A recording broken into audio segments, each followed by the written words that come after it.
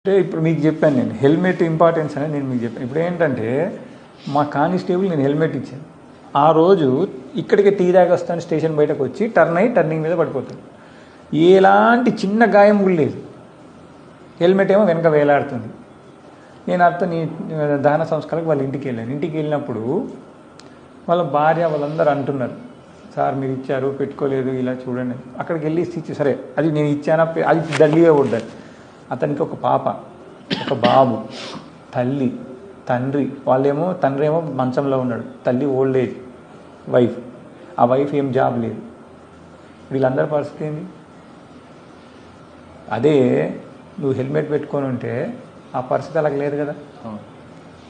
So ఎప్పుడు మనకేమనిపిస్తుంది అంటే ఆ టైంలో ఇక్కడికే అనుకుంటాం. మనం ఇక్కడికా ఎక్కడికా అన్నది ఇక్కడ విషయం కాదు. ఫస్ట్ మనకంటే